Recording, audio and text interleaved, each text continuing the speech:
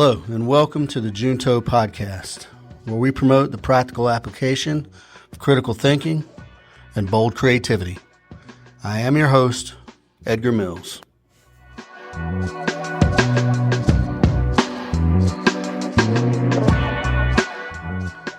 Hello, good people, and thank you for tuning in to episode 3 of the Junto podcast. This time, we're going to be talking about multiculturalism and American identity. But first, I'm going to start out by saying a few things. This is not a news outlet, and I am certainly not an investigative journalist.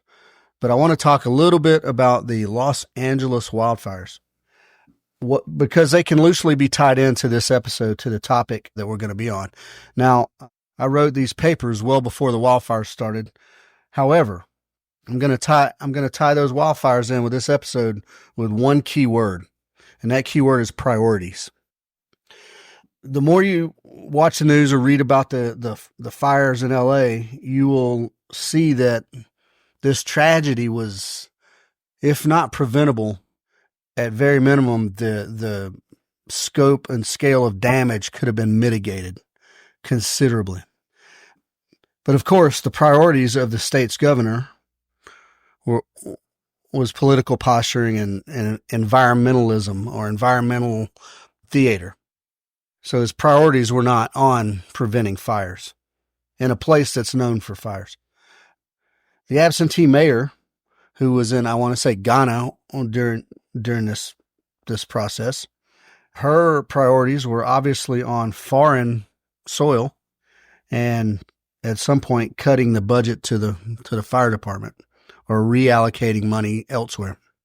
And then more importantly, the most directly associated is the fire chief, who her priorities obviously were DEI based, diversity, inclusion, equity, whatever that acronym stands for, right?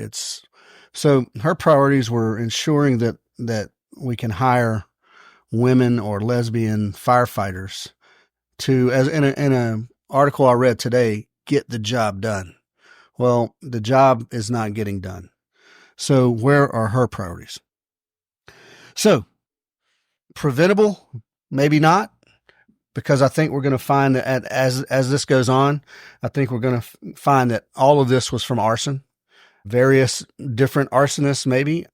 Was it a coordinated effort or not? Who knows? However, somebody was starting the fires or not, and I will stand by that 98% that someone was out there starting these fires. At any rate. So this episode, we're going to be talking about, I recently put 2 essays up on the website talking about diversity, multiculturalism, immigration, and those sorts of things. And it's to start a conversation, folks. I'm not pooping on one team or the other necessarily, but I want to start a conversation and examine how is there better ways to do things. So, immigration, diversity, crime, national identity, and Western nations. These things are under fire. And what we're going to do is focus on the immigration and non-citizens. However, some of these points that we're going to make today, folks, some of these points can apply to some American citizens, the Black community, the LGBT community, anyone who lives in America but harbors ill will, anger, unresolved blame for whatever your circumstances are. Now, we could talk about history, folks, but we talk about moving forward. I think ownership has been taken of all the wrongs in the past. I don't think that reparations or anything like that is ever going to be a thing. In fact, reparations were made, maybe not on the scale that modern people want to see, but some of these things do apply to citizens who do live here, who want to see America completely remade, I guess over in their own image. But this first paper we're going to talk about is strengths and weaknesses, right? Is diversity a strength or a weakness? It depends on who you ask. Largely, I think culturally, when I say culturally, I mean the arts, I mean religion, friggin' food, music. I think everybody will say that, yeah, diversity is a big strength. But, what about national identity? When people come over to America, should they adopt an American identity? Does that have to be radically different from what their own identity is from whatever country they're coming from? I don't think so. I don't think so. But I'm going to argue that while diversity can be culturally enriching, and it is, it also presents an imbalanced number of challenges. And when I say imbalanced, I mean relating to crime and immigration. And one of these points on crime is correlation between diversity and crime. In areas where cultural integration is not effective or hasn't been effective, there's higher crime rates. And that's the facts. We can argue numbers all day long, but those numbers are facts. Now, I am mindful enough to emphasize that that's not direct causation, right? But it is a symptom. It is a big symptom of a broader social integration issue that crime follows unregulated immigration. Unregulated immigration. So what about national identity then? Does diversity strengthen or weaken our national identity? Do we need a national identity? I say that a strong national identity that includes and adapts to diverse cultures to a degree can mitigate some of the challenges that we have today. Just being more welcoming. But being welcoming does not mean overt change to your culture. There's too many representatives of too many nations living in America to just simply change our culture from the American culture to the XYZ, the Ugandan culture or the Honduran culture or the German culture. That's not the way history played out. That's just not the way history played out. So yeah, I think it's important that we do have a national identity, but it needs to be inclusive. I do agree with that. What about Gen Z and Gen X? I'm Gen X, I guess. And I do believe in a national identity, and I think America is great and all those things. But what about Gen Z and younger? Do they care about that? Is there a national identity for Gen Z? Do they think, yeah, I'm an American, I love America? Or are they already citizens of the world? I don't know. Do they know how good they have it? Does anyone in America know how good they have it? Now, you can point out a lot of weird stuff. People who are losing their homes in these wildfires don't have it good right now. Still, it's a damn sight better than most places on earth. So what about generationally? I don't know.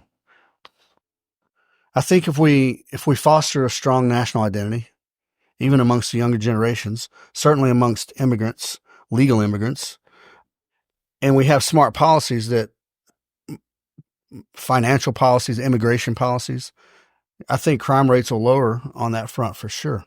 And what's important to those policies is ownership.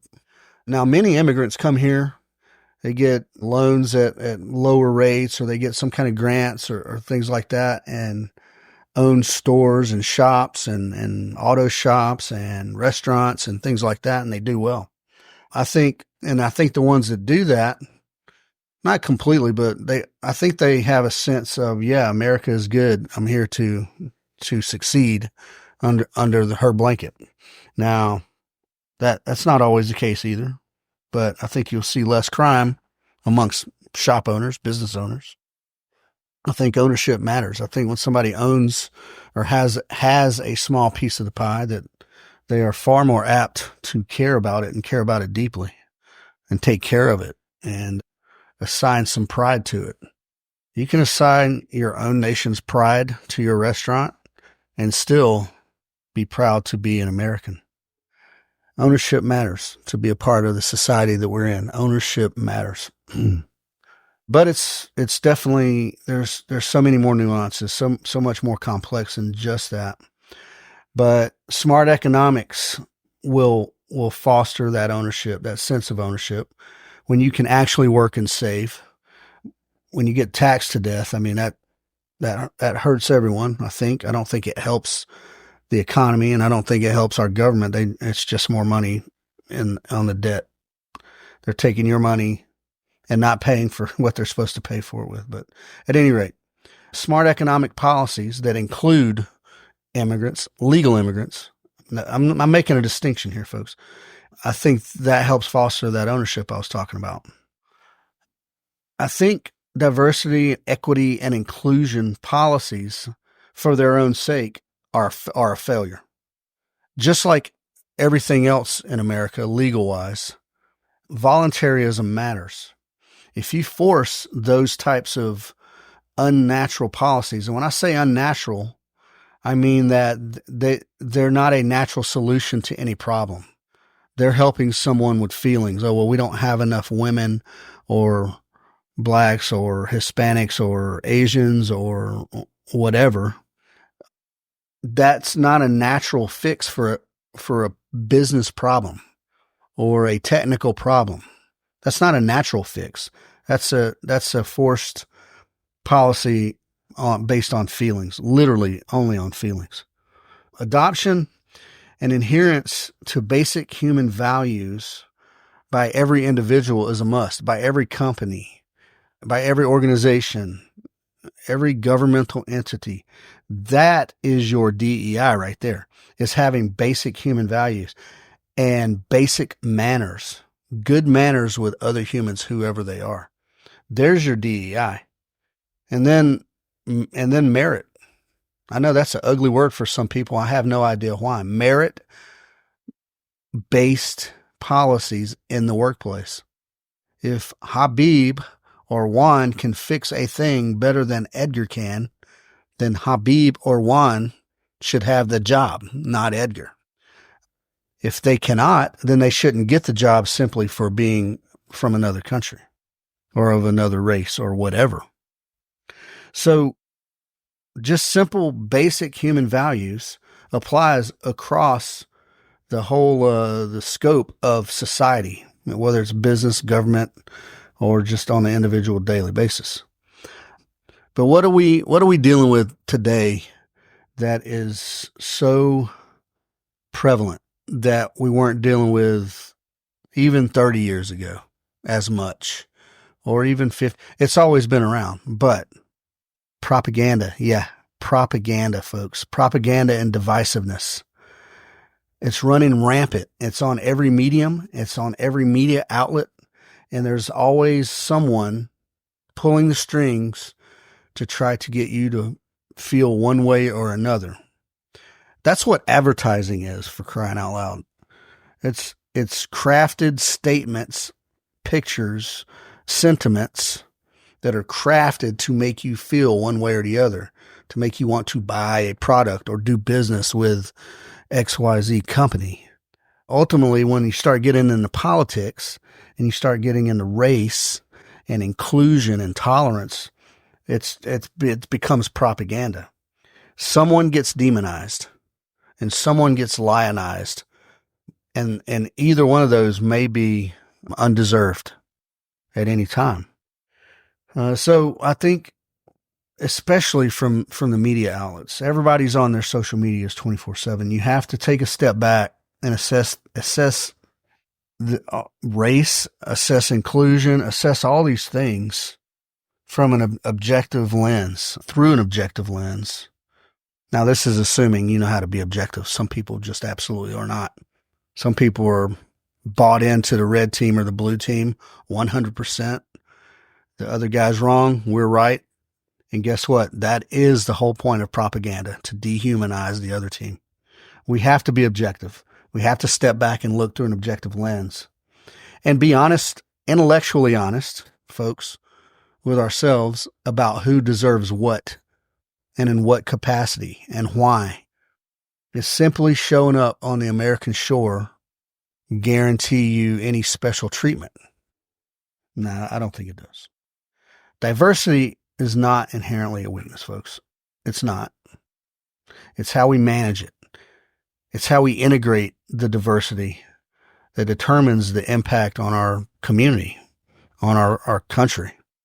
And we have not done a very good job at it. especially from a national level. There are plenty of communities that do just fine individually. And like all other things that I say so far on this show is centralized planning is bad. Decentralized planning is good. But anyway, that's diversity, right? That's what we're talking about. And the second paper, we started getting a little bit into immigration, unregulated immigration into the Western nation, the westernized nations. In this paper, I kind of went on about the implications of immigration policies or the lack of. And we focused on the socioeconomic and the cultural impacts of unregulated immigration. And now, folks, if you look at Germany, all of Westernized Europe, even up into Sweden, Finland, and those places, Ireland, you're starting to see huge, huge problems with crime. Huge. That never existed before. Now, don't get me wrong, Ireland's had plenty of crime, but it's different kinds of crime. But these problems are starting to manifest themselves in America. We saw these things happening 10 or 15 years ago in Europe. And the Europeans wanted to have wide open borders. They didn't want to have didn't want anybody to think they were being ugly. And now we're seeing the exact thing here. I'm a libertarian, folks. However, I do not believe in just completely open border policy. Without some kind of regulation, immigration can and has led to strains on our public services, on our literal social cohesion, how we get along with each other based on the topic, our school systems, our economic policy, our political policy. Because why? Now, we can argue about the voting system and the electoral college all day long. However, the states are allocated seats based on the number of citizens they have in their district. Well, not just citizens, the number of humans, right? So if we flood a district or several districts with literally tens of thousands of undocumented, illegal aliens, undocumented citizens, however you want to call them, that is going to make a significant change. And that's being used as a weapon. You can say it's not. If you're on the left, you can tell me all day long that this is natural.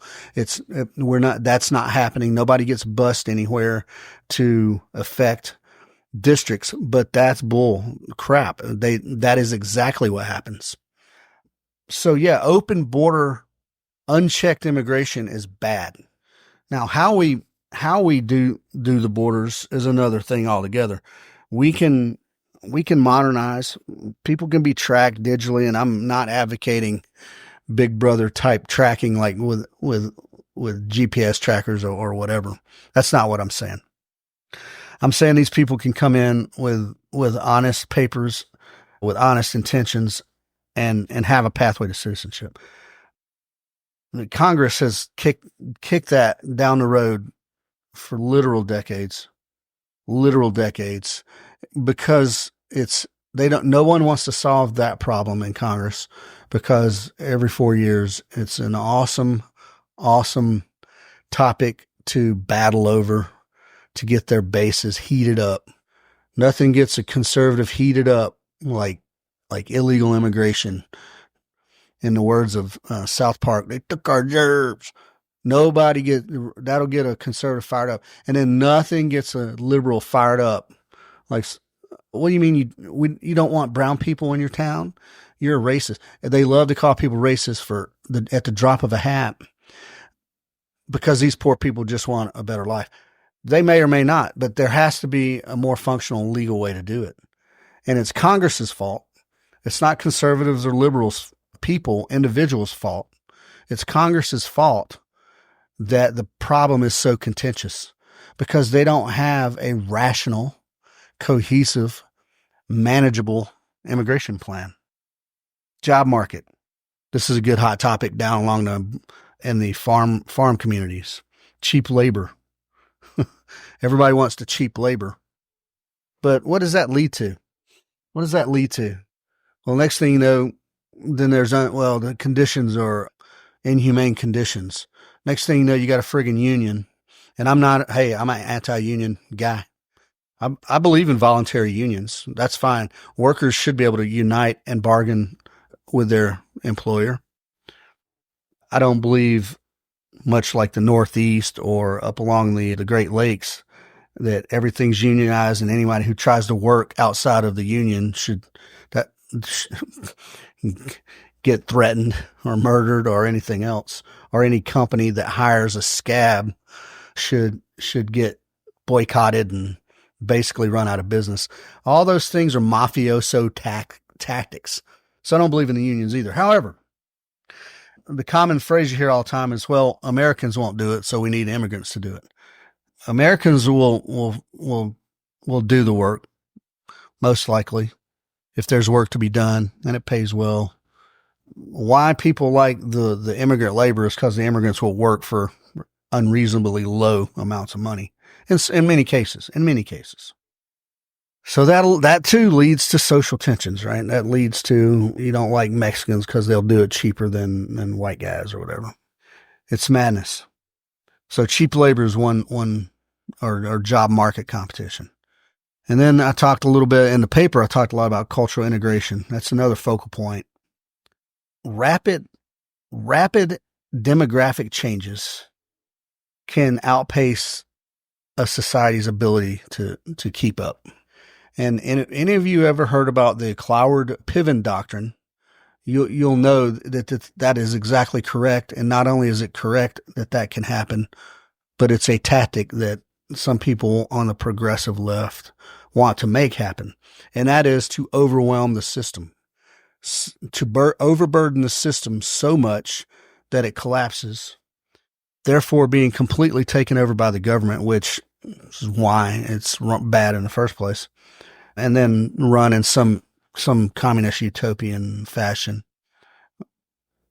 But a rapid change in demographics in certain places can create all kind of problems, namely one, crime, right? Over the past 4 years, there have been busloads of illegal immigrants dropped off in random towns across America. And then magically those towns see issues.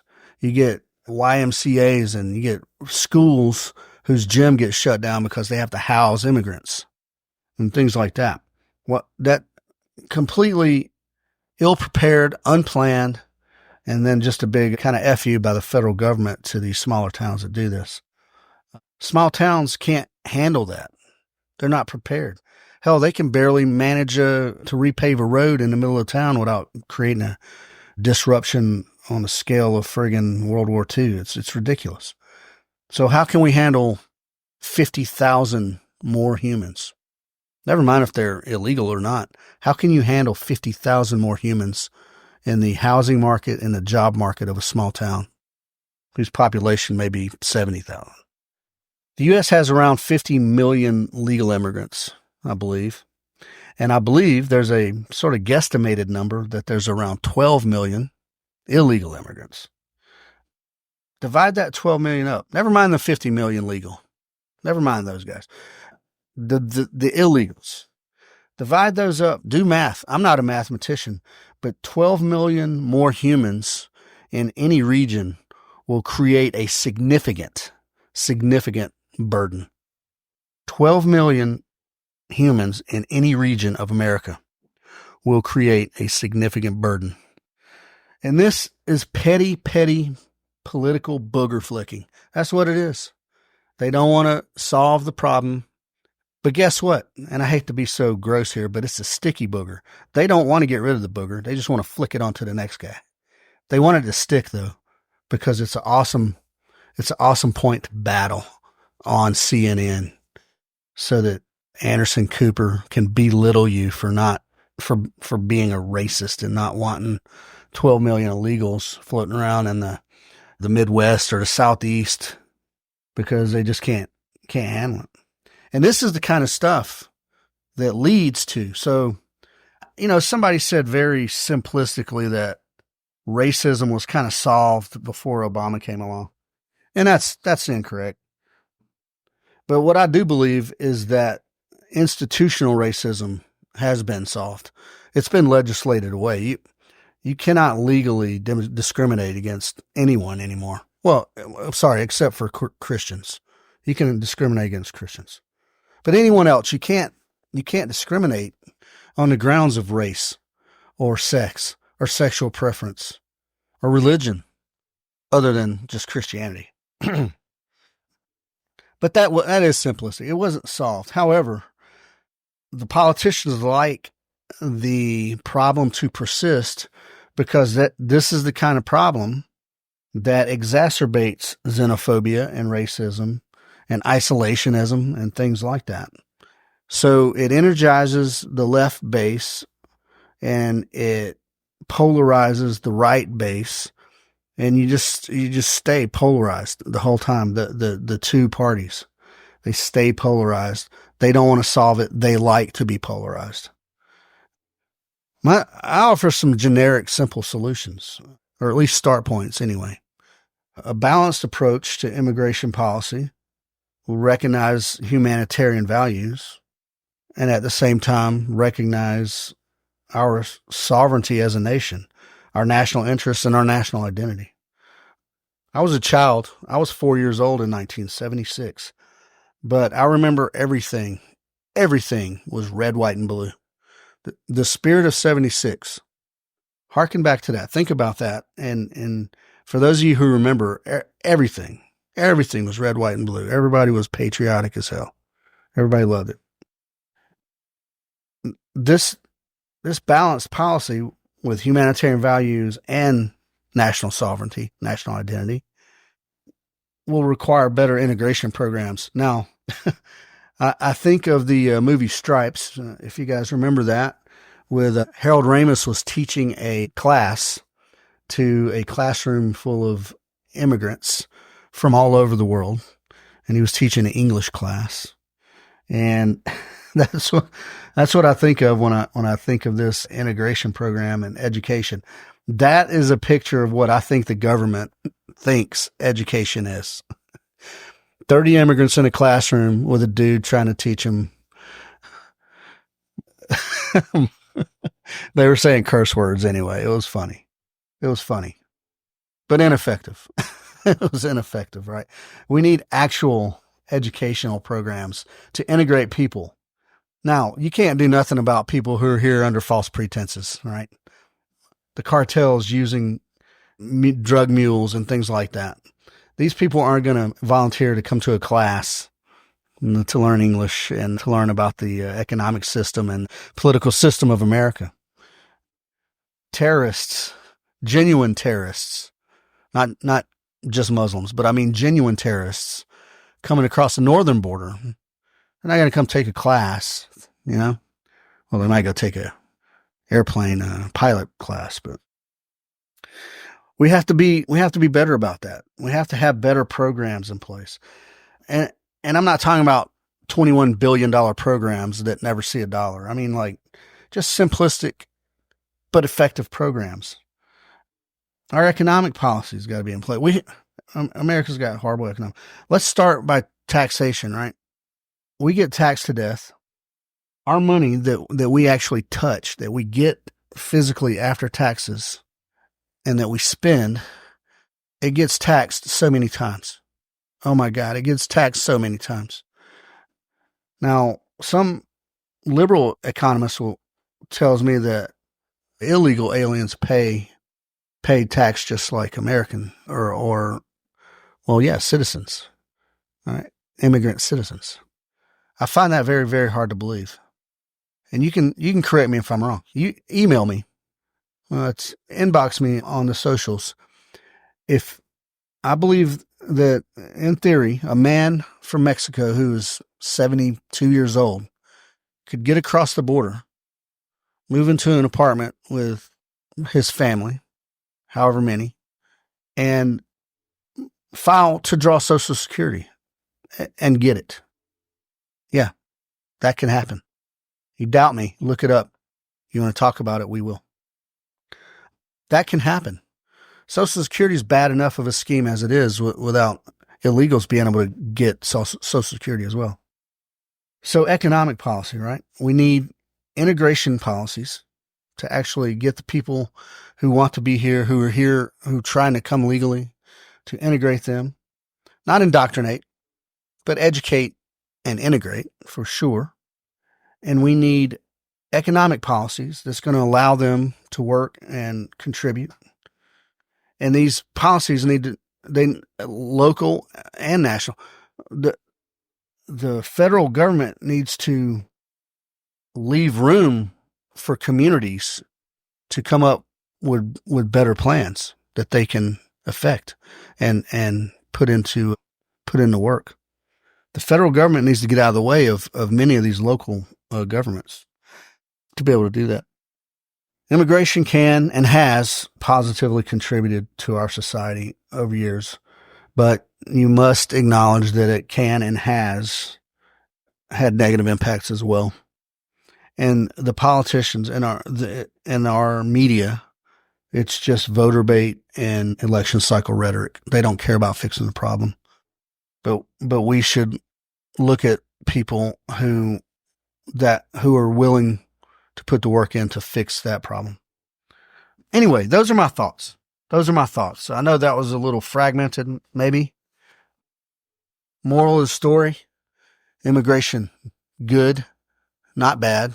However, needs to be managed and not just kick the doors open. We need to care about our citizens, and we need to take care of American citizens who are homeless, living on the streets, defecating on the street corner, getting abused by each other with no access to any credible mental help whatsoever. We need to take care of those people before we start putting illegal immigrants up in hotels and schools and things like that. It doesn't make any sense. Legal immigration is very valuable, not just financially, culturally, but it needs to be legal. The system needs to reward compliance in such a way that people who immigrate here immigrate with a good attitude, that they're not going to be tied up in a bureaucracy for years and years, that they can take very clear steps and meet very clear guidelines to become citizens. And then they need to be held to a standard of citizenry.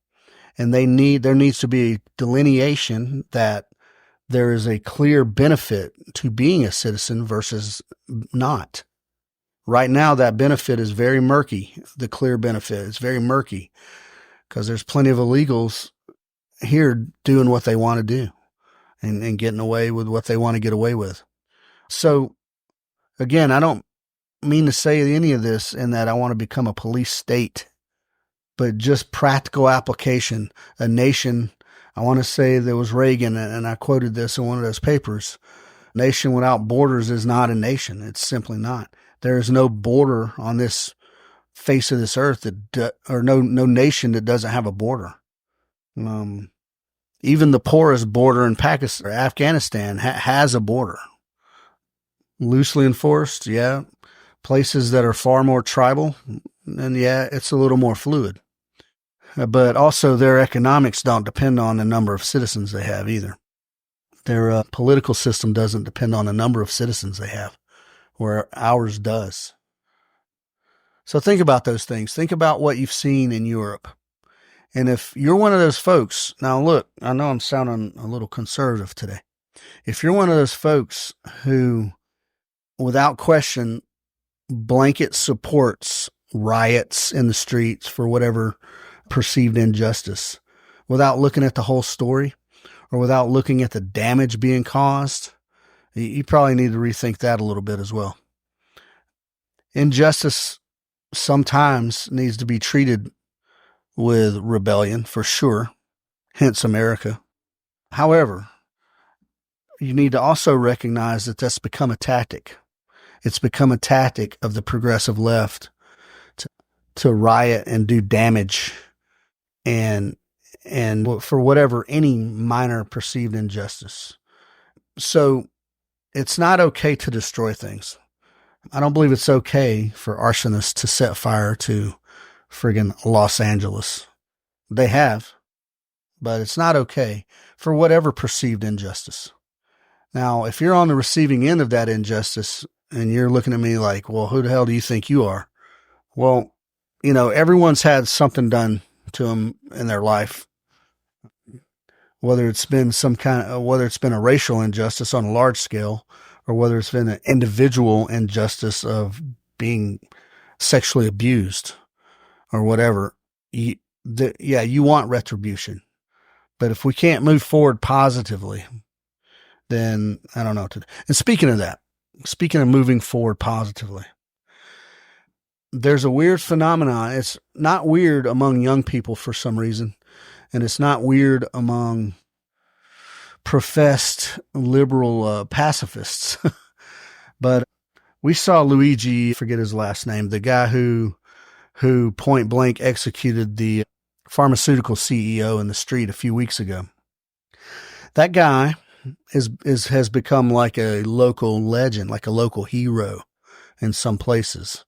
He's committed cold-blooded murder, and whatever his gripe was, and I don't even think he specifically was denied any coverage or anything like that, but that murder has been glorified, and by people I know and follow and like and respect.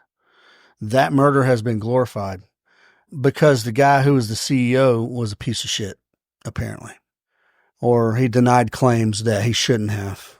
Or he okayed some AI that was just generic, whatever, to deny claims and things like that. And I'll be the first guy to tell you that there's some people on this planet that need killing. There are evil people on this planet. I don't think many of us have the depth of insight to know who all those evil people are and aren't. Some people make it obvious. Others don't. But my point is that I don't think that being a vigilante murderer is necessarily the way to go about business. Again, some people need killing. If you, after the fact, that was clearly premeditated, right? It's clearly premeditated. In the moment, self-defense type stuff, yeah, you can kind of justify that stuff fairly easily. And even then it gets cloudy. And young Luigi will probably go to jail for a long time. I doubt he'll get a death penalty. Well, that was in New York, and they probably don't have the death penalty. And even to be politically consistent, I used to be for the death penalty because, like I said, I believe there are people that need killing. But as I grew older and realized how incompetent and unreliable the system, the court system, the jury, eyewitnesses are even unreliable. How biased some judges and prosecutors are, and even defenders are. I realized that the death penalty, though sometimes warranted, is beyond us. And that sort of comes from a Christian point of view, that who are we to pass the judgment? Well, we do have a legal system. Judgment is passed. However, I think there's enough mistakes within the system that there have been falsely accused guys. There have been guys put to death who were innocent. So anyway, enough about the death penalty. My point is this: we have to stop with the extremes on all fronts. The extremes are bad. I think Will Rogers once said, all things in moderation, to include moderation. Yeah, have a good time, right? But extremes will hurt you eventually. Even extreme good times will hurt you eventually. But this extreme rhetoric that we get off of the news, and you can say what you want about the incoming administration. Sometimes there's some extremes there too. But no one has been more extreme in their rhetoric than like MSNBC. as far as really just spewing pure hatred and anger and egreged perceived injustices and wrongs strictly on a political basis. So anyway, I lost where I was going. Diversity, multiculturalism. It is so good and can be so good that we need to embrace it, but we need to embrace it with common sense, unlike Germany and unlike France.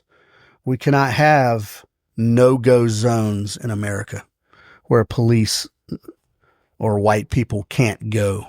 We can't have that. We can't have grooming gangs of rapists roaming the streets. We cannot have that, folks, because that's going to provoke vigilante justice. I don't think we're enough like Europe that it could happen. It does happen. We still have young boys and girls picked up, kidnapped, trafficked for sex. We still have that. But some of these European nations, England, France, it's overt. It's an overt slap in the face, and we simply can't have it here. We just can't have that here. I know I'm a believer that all folks in America should be carrying guns. So just know that there are a lot of people in America that carry guns. I believe that we are at 28 states right now that have a constitutional carry in their state. So that's over half and growing. And a few of those are northeastern states, by the way, which is a little surprising, but refreshing. So just understand actions have consequences. Understand that if you treat people with good manners, black, white, brown, yellow, old, young, male, female, gay or straight, chances are they'll treat you with good manners back. You guys don't have to go be swinger buddies or go to the same church together. You can still just have good manners and carry on about your day.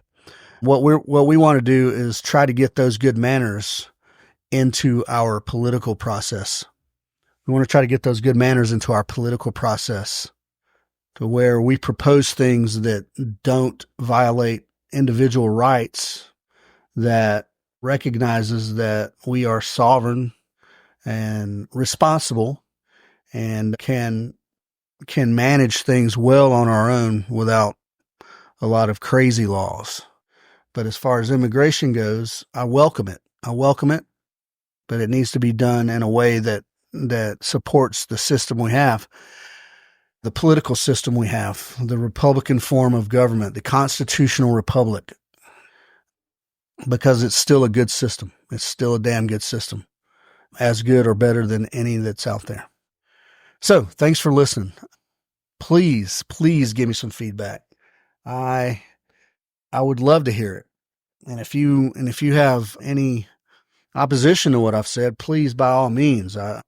If nothing, I'm confrontational, but nowadays a little more manageable, right? I love a good debate anyway.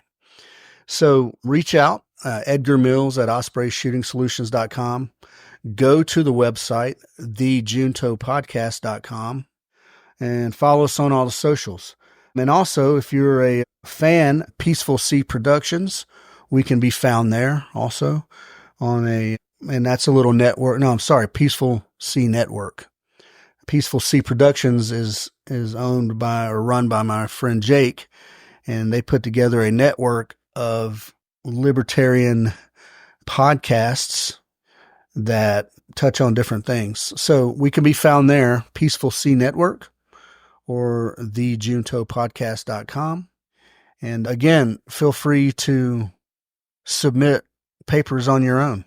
If they're well written, we'll post them. I won't change content. We might edit it a little bit for readability to make sure that it's grammatically correct, but we won't change your content. And feel free to suggest some topics. So again, I'm Edgar Mills. Thanks for listening, and we'll talk to you next time.